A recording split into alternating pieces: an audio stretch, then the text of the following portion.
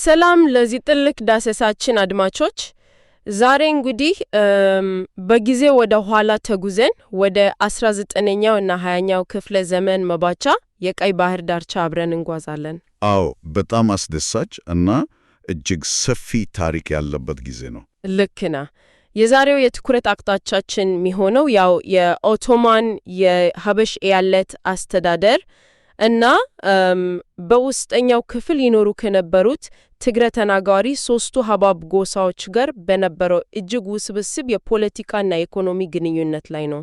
በትክክል ማለት የዚህ አጠቃላይ ውይይታችን ዋነኛ ተልዕኮ ምን መሰለ? ከቅኝ ግዛት በፊት የነበሩ ግዛቶች ወይም በተለምዶ ኢምፓየሮች በመባል የሚታወቁት ኃይሎች ዳርቻዎቻቸውን በትክክል እንዴት ያስተዳድሩ ነበር የሚለውን ማሳየት ነው። አዎ ብዙ ጊዜ ታሪክን ስናነብ እነዚህ ትላልቅ ግዛቶች ሁሉንም ነገር በኃይል ጠቅልለው ይቆጣጠራሉ ተብሎ ነው የሚታሰበው። በቃ ጦር አምጥተው ሁሉንም ያጠፋሉ የሚል ስዕል ነው ያለን። ልክ ነሽ። ግን ከስር ያለውን እውነታ ስንመረምር ይልቁንም በአካባቢው የጎሳ መሪዎች ላይ በንግድና ከውጭ በሚገባ የእህል እርዳታ ላይ ምን ያህል ጥገኛ እንደነበሩ ነው የምንመለከተው። እና ይሄን ታሪክ ለመመረመር እጅግ በጣም ትሩ የሆኑ ምንጮች አሉን አይደል? አዎ ምን መሰለሽ፣ የዛሬው ውይይታችንን እጅግ ጠቃሚ የሚያደርገው ታሪክን የምንመረምርበት መንገድ እና የተጠቀምንባቸው ምንጮች ናቸው። ለዚህ የታሪክ ዳሰሳ በዋናነት የኤኖ ሊትማን ከ1910 እስከ 1915 ያደረጋቸው የፕሪንስተን ዩኒቨርሲቲ የስነሰብ ወይም ኤትኖግራፊክ ጥናቶች ትልቅ ድርሻ አላቸው። እሱ በአካል እዛው ተገኝቶ ነው ያጠናው? አዎ በአካባቢ ተገኝቶ ያሰባሰባቸው መረጃዎች ናቸው። የዚያን ዘመን ማህበራዊ መስተጋበር በጣም በግልጽ ነው የሚያሳዩት። በተጨማሪም ያው የኦቶማን አስተዳደራዊ ታሪክ ሰነዶች እንዲሁም ይህንን ታሪክ አሁን ካለው ነባራዊ ሁኔታ ጋር የሚያያይዙ ዘመናዊ የምርምር መዛግብት አሉን። እኚህ መረጃዎች በቃ ከታሪክ መጻሕፍት ገጽ አልፈው የዚያን ዘመን እውነተኛ የፖለቲካ ልብ ትርታ እንድንሰማ ነው የሚያደርጉን። እዚህ ጋር ግን ታሪኩም ከምንጮች አውጥተን ስንመረምር የመረጃ አጠቃቀማችንን በተመለከተ አንድ ነጥብ ማንሳት እፈልጋለሁ። አድማጮች፣ ጥሩ ሐሳብ ነው። በመስመር ላይ መረጃ ስንፈልግ ብዙዎቻችን ቀጥታ ዊኪፒዲያ ላይ ነው የምናርፈው። ያው ዊኪፒዲያ አጠቃላይ ሐሳብን ለመረዳት የቃላትን ፍቺ ለማግኘት በጣም አሪፍ መነሻ ነው። አዎ ለጀርባ መረጃ ቆንጆ ነው። ልክ ነህ፣ ለጀርባ መረጃ። ነገር ግን የዛሬውን አይነት ትልቅ የታሪክ ምርምር ስናደርግ ዊኪፒዲያን እንደ ዋና ምንጭ ልንጠቀሰው አንችልም። ይልቁንም ዊኪፒዲያ ከሚጠቀሳቸው ዋነኛ እና ኦሪጂናል ምንጮች መውሰድ አለብን።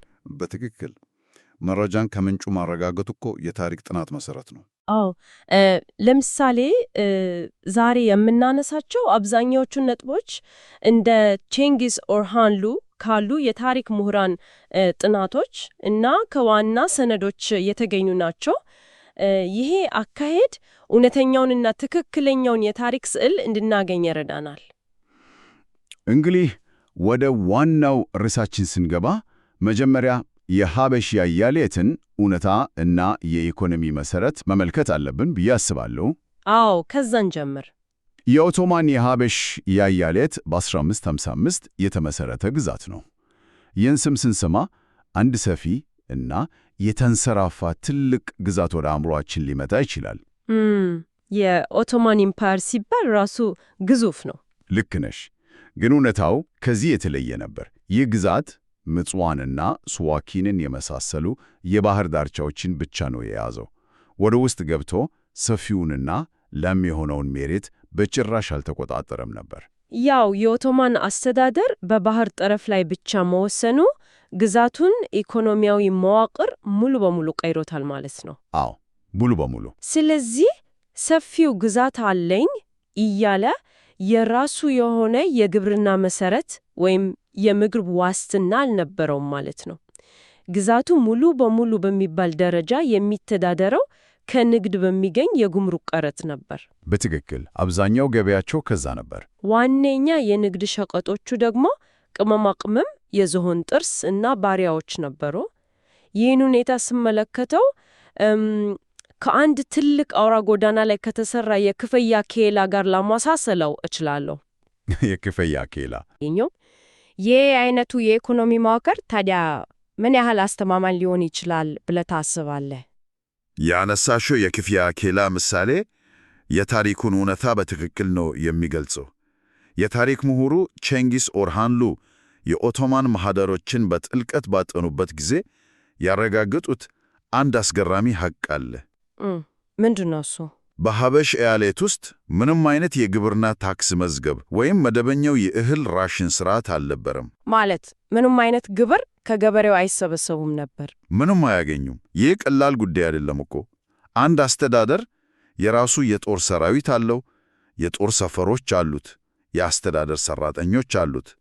ግን እነዚህን ሰዎች የሚመግበት የራሱ የሆነ መሬት የለውም። ታዲያ ጦሩን ኬት ያበሉ ነበር? እህል መቼም ከሰማይ አይወርድም። እሱ ነው አስገራሚው ነገር። ሙሉ በሙሉ ከግብፅ በሚመጣ የእህል እርዳታ እና አቅርቦት ላይ ጥገኛ ነበሩ። የባህር ዳርቻውን የተቆጣጠረው የኃይለኛ የሚመስለው የኦቶማን ጦር ዕለታዊ ጉርሱን የሚያገኘው በመርከብ ከግብፅ በሚላክ ስንዴ ነበር። ዋው! ይህ ጥገኝነት ደግሞ ግዛቷን እጅግ ተጋላጭ ያደርጋታል እኮ። በግብፅ ረሃብ ሲከሰት ወይም ደግሞ የቀይ ባህር የንግድ መስመር በሆነ ምክንያት ሲስተጓጎል የሀበሽ ኤያሌት አስተዳደር ወዲያውኑ ከፍተኛ የምግብ አቅርቦት ችግር ውስጥ ይወድቃል። ወዲያውኑ ነው ችግር ውስጥ የሚገቡት። የራሱ የሆነ የግብርና መሰረት ስለነበረው ህልውናው ከውጭ በሚመጣ የምግብ እርዳታ ላይ የተንጠለቀለ ነበር ማለት ነው። ወታደሩ ምግብ ካላገኘ ደግሞ የባህር ዳርቻውን ደህንነት ማስጠበቅ አይችልም። ልክ ነሽ፣ አይችልም። ይሄ የሚያሳየን የኦቶማን ኤምፓየር በአካባቢው የነበረው ኃይል ከሚነገረው ትልቅ ስም ይልቅ እጅግ በጣም ደካማና በውጫዊ ሁኔታዎች ላይ የተመሰረተ እንደነበረ ነው። በትክክል። ይህ ተጋላጭነት ደግሞ የኦቶማን አስተዳደር ከውስጠኛው ክፍል ጋር ያለውን ግንኙነት እንደገና እንዲያስብ ነው ያስገደደው። ያው የባህር ዳርቻውን መያዝ ብቻውን በቂ አልነበረም። በቂ አልነበረም። ስለዚህ ትኩረታቸውን በኦቶማን ቁጥጥር ስር ወዳልነበረውና ለም ወደ ሆነው የውስጥ ክፍል አዞሩ። እዚያ የውስጥ ክፍል ውስጥ ደግሞ ትግሬን ተናጋሪ የሆኑት ሦስቱ ሀባብ ወይም በአካባቢው የቃል ትውፊት መሠረት ቤት አስገዴ የተባሉ የሚጠሩት ጎሳዎች ይኖሩ ነበር። እኒህ ሦስት ዋና ዋና ጎሳዎች ማለትም ሀባብ፣ አድ ተማርያም እና አድ ቴክሌስ በውስጠኛው ክፍል የራሳቸውን የሆነ ጠንካራ ማህበራዊና ፖለቲካዊ መዋቅር ነበራቸው አይደል? ነበራቸው። እዚህ ላይ ነው እንግዲህ የባህር ዳርቻው አስተዳደርና የውስጠኛው ክፍል ማህበረሰብ የሚገናኙት። የግብፅ ኸዲቭ እና የኦቶማን ተወካይ የሆነው ጠቅላይ ገዢ ናይብ መቀመጫውን በባህር ዳርቻ አድርጎ የጎሳዎቹን የውስጥ መሪዎች ወይም ከንቲባ ይከታተል እንደነበረ ሰነዶች ያሳያሉ። ይከታተል ነበር። ግን ይህ ክትትል ዛሬ በዘመናዊ መንግስታት እንደምናየው አይነት ቀጥተኛ የሆነ ጣልቃ ገብነት አልነበረም። ማለቴ ናይቡ ወታደር ልቆ የአካባቢውን ሕዝብ በኃይል አላስተዳደረም። የኢኖሊትማንን ጥናቶች ስንመረምር እነዚህ የቤተ አስገዴ ጎሳዎች ፍትሐት ማህሪ በሚባል የራሳቸው የሕግ ስርዓት ይጠቀሙ ነበር። ፍትሐት ማህሪ በጣም ጠንካራ ስርዓት ነበር። ይህ ሕግ ማህበረሰቡ የዕለት ተዕለት ኑሮውን ይመራበት ነው አይደል? እንዳልሽው የፍትሐት ማህሪ ሕግ መኖር ለአካባቢው ማህበረሰብ የነበረውን የራስ ገዝ አስተዳደር ወይም ነጻነት በግልጽ የሚያሳይ ነው። የኦቶማን አስተዳደር የቱንም ያህል ኃያል ቢሆን የውስጥ ማህበረሰቡን የጋብቻ፣ የውርስ እና የንብረት ጉዳዮች በዚህ ባህላዊ ሕግ መሰረት በነጻነት ይዳኝ ነበር። ማለት በሁለት ቤተሰቦች መካከል የመሬት ወይም የጋብቻ ጥሎሽ ክርክር ቢነሳ ጉዳዩ ወደ ምጽዋ የኦቶማን ፍርድ ቤት አይሄድም? በፍጹም አይሄድም። በአካባቢው ከንቲባይ እና በፍትሐት ማህሪ ስርዓት መሰረት እዚያው ነበር የሚፈታው። ይህ ማለት በውስጠኛው ክፍል ማህበረሰቡ ሙሉ በሙሉ በራሱ ባህልና ሕግ ነው የሚተዳደረው። የውጭ ኃይል በየዕለት ተግባራቸው ውስጥ ጣልቃ አይገባ። ይህን ስንሰማ እንግዲያውስ እነዚህ ጎሳዎች ሙሉ በሙሉ ሉዓላዊ እና ነጻ ነበሩ የሚል ድምዳሜ ላይ ልንደርስ እንችላለን? ሊመስል ይችላል። ምክንያቱም ውስጣዊ ጉዳዮችን በራሳቸው ሕግ የሚመሩ ከሆነ የራሳቸው መሪ ካላቸው የኦቶማን አስተዳደር ምን አገባው የሚያስብል ነው። ነገር ግን የታሪክ ሰነዶችን የበለጠ ስንመረምራቸው የስልጣን ተዋረድ ምልክቶችን እናያለን። በትክክል እዛ ላይ ነው ዋናው ቁልፍ ያለው። ማህበረሰቡ የራሱን መሪ ወይም ከንቲባ ይመርጣል። ነገር ግን መሪው ከተመረጠ በኋላ ስልጣኑ ሙሉ ሕጋዊነትን የሚያገኘው በመጨረሻ በባህር ዳርቻው ገዢ በናይቡ ሲጸድቅ ብቻ ነበር። ማጽደቅ ነበረበት። ሹመቱ ሲጸድቅም ናይቡ አዲሱን ከንቲባ ጠርቶ ነጋሪት ወይም ከበሮ እና የክብረ ካባ ይሸልመዋል። ይህ ስነ ስርዓት ከላይ ሲታይ ተራ የክብር ስጦታ ሊመስል ይችላል። ነገር ግን ከበስተጀርባው ጥልቅ የሆነ የኃይል ሚዛን መልእክት አለው ብዬ ነው የሚያስበው። በጣም ትክክለኛ ትንተና ነው። ይህ የስልጣን አሰጣጥ ስርዓት ሁለት እኩል የሆኑ ኃይሎች ያደረጉት ስምምነት አልነበረም። ይልቁንም በፖለቲካው ሳይንስ ቋንቋ የጥገኝነት ወይም የክላይንት ስቴት ግንኙነት መኖሩን የሚያሳይ ማረጋገጫ ነው። የጥገኝነት ማረጋገጫ። አዎ። ናይቡ የኃይል ተዋረዱ ከፍተኛ እርከን ላይ ሆኖ ሲያጽድቅ፣ ከንቲባው ደግሞ ሕጋዊነቱን ከላይኛው ገዢ የሚያገኝ መሆኑን ያውጃል ማለት ነው። ነጋሪት መሰጠቱ መሪው በራሱ ሕዝብ ላይ ድምፁን እንዲያሰማ ኃይል እንደተሰጠው የሚያሳይ ቢሆንም ያንን ኃይል የሰጠው ግን የኦቶማን ተወካይ የሆነው ናይቡ ነው ማለት ነው። ልክ ነሽ። እሱ ነው ኃይሉን የሰጠው። ይህን የኃይል ሚዛን የበለጠ ግልጽ የሚያደርገው ሌላው ትልቁ ነጥብ ደግሞ መሪዎቹ በክብር ካባው ውስጥ የገቡባቸው ከባድ የኢኮኖሚና የወታደራዊ ግዴታዎች ናቸው። አዎ፣ ካባውና ከበሮ በነጻ አልመጡም። የጎሳ መሪዎች መደበኛ ግብር ወይም ሐራጅ የመክፈል ግዴታ ነበረባቸው። ሐራጁ በጣም ወሳኝ ነበር። ይህ ግብር የባህር ዳርቻውን አስተዳደር ለመደገፍ ትልቅ ሚና ነበረው። ከዚህም በላይ እጅግ በጣም ከባዱ ግዴታ ወታደር አቅርቦት ነበረ። እሱማ በጣም ፈታኝ ነበር። እንደ ማህድስ ጦርነት ባሉ የንጉሠ ነገሥቱ ዘመቻዎች ጊዜ ከንቲባዩ ከገዛ ሕዝቡ ወታደር አሰልፎ ለኦቶማንና ለግብፅ ኃይሎች የማቅረብ ግዴታ ነበረበት። ይህ ደግሞ በአካባቢው መሪዎች ላይ የፈጠረውን ከባድ ጫና ማሰብ እንችላለን። የማህድስ ጦርነትን ታሪክ ብናነሳ የነዚህ መሪዎች ፈተና በደንብ እንረዳለን። ማህዲስቶች ከሱዳን በኩል እየተስፋፉ ሲመጡ የኦቶማንና የግብፅ አስተዳደር የባህር ዳርቻውን ለመከላከል የውስጥ ኃይሎችን መጠቀም ነበረበት። የራሱ ጦር ብቻ በቂ ስላልነበረ፣ አዎ፣ በዚህ ጊዜ ከንቲባዩ እጅግ በጣም ፈታኝ ውሳኔ ፊት ነው የሚቆመው። በአንድ በኩል ናይቡ ወታደር እንዲያቀርብ ያዘዋል።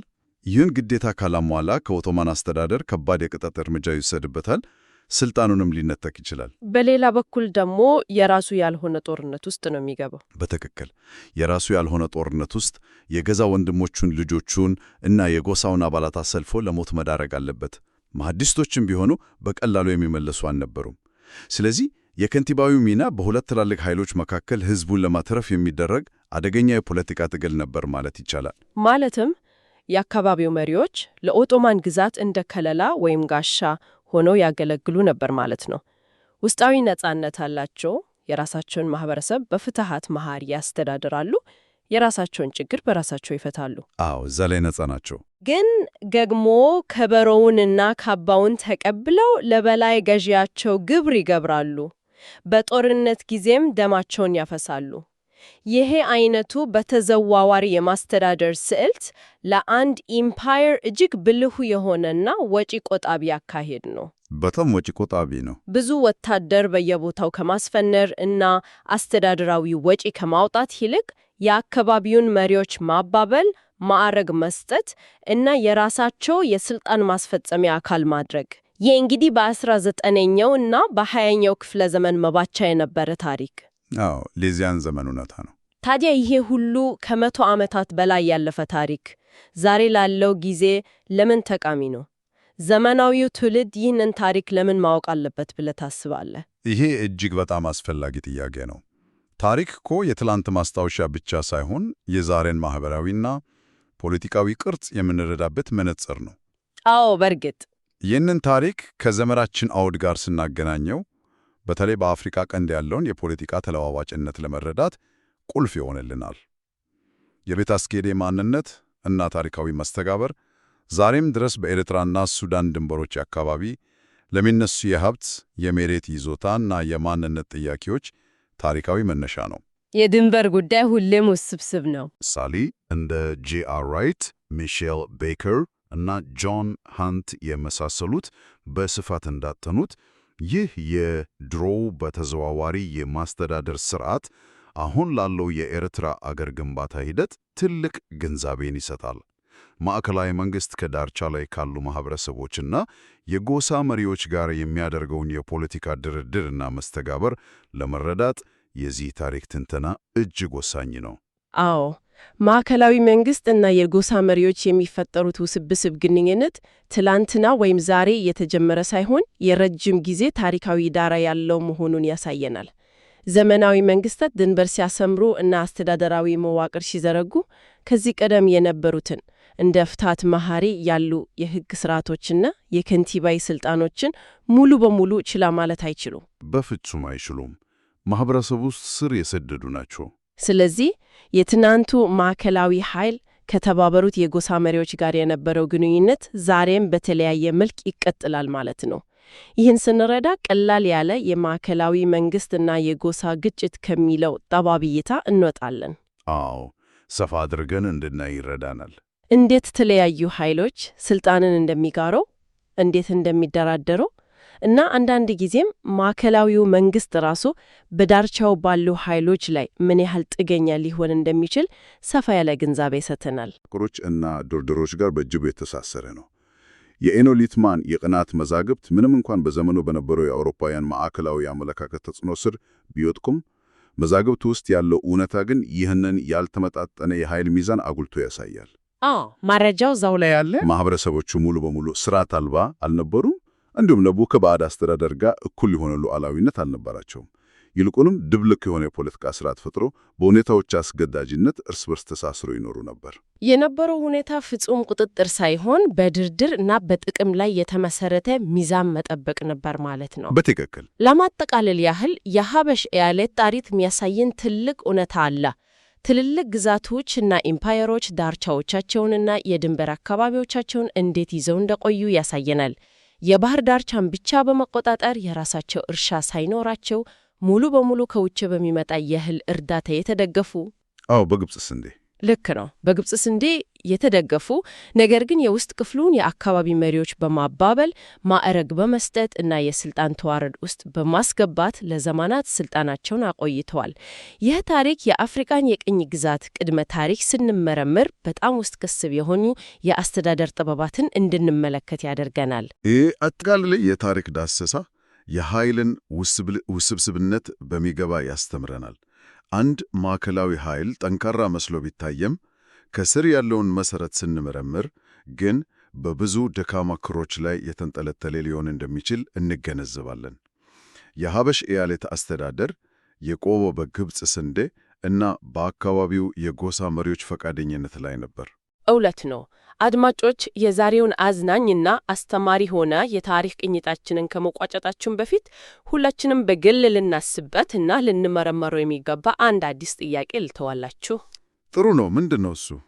መቼም ታሪክ ሁሌም እኛን ማስተማሩን አንዳንዴ ማስገረሙን አያቆሙም። ዛሬ ላይ ነጋሪት ወይም ከበሮ የትግረ ማህበረሰብ የነጻነት፣ የባህል፣ የጀግንነት እና የማንነት ኩራት ምልክት ተደርጎ በከፍተኛ ክብር ይከበራል። በበዓላትም ሆነ በልዩ ልዩ ዝግጅቶች የባህላቸው ዋነኛ መገለጫ ነው። የክብር ምልክት ነው። ነገር ግን በመነሻ ታሪኩ ቅድም እንዳነሳ ነው ይህ ነጋሪት የኦቶማን ግብጽ ገዢዎች ወይም ናይቦች የጎሳ መሪዎችን ታማኝነት ለመግዛት እና የራሳቸውን የበላይነት ለማረጋገጥ የሰጡት የስልጣን እና የጠገኝነት ምልክት ነበር። አስገራሚ የትርጉም ለውጥ ነው። በጣም ታዲያ የአንድ ወቅት የጭቆና ወይም የባዕድ አስተዳደር የጠገኝነት ምልክት የነበረ ነገር የጊዜ ሂደት ሲያልፍ እና ትውልዶች ሲቀያየሩ እንዴት የነጻነት የባህል እና የማንነት መገለጫ ሊሆን ቻለ? ያው ማህበረሰቡ ይህንን ምልክት አዲስ ትርጉም በመስጠት የራሱ አድርጎታል ማለት ነው። ልክ ነው። ይህ ጉዳይ ስለ ባህል ምልክቶች ትርጉም ተለዋጭነት እና ማህበረሰቦች ታሪካቸውን እንዴት አዲስ መልክ እንደሚሰጡት ምን ያስተምረናል? አድማጮች ይህንን ጥያቄ ይዘው የራሳቸውን ምርምር እና አስተንትኖ እንዲቀጥሉ እንጋብዛለን። በዛሬው የታሪክ ውይይታችን እስከ መጨረሻው አብራችሁን ሆናችሁ ይህንን የታሪክ ጉዞ ስለተጓዛችሁ የላቀ ምስጋና እናቀርባለን። መልካም ጊዜ።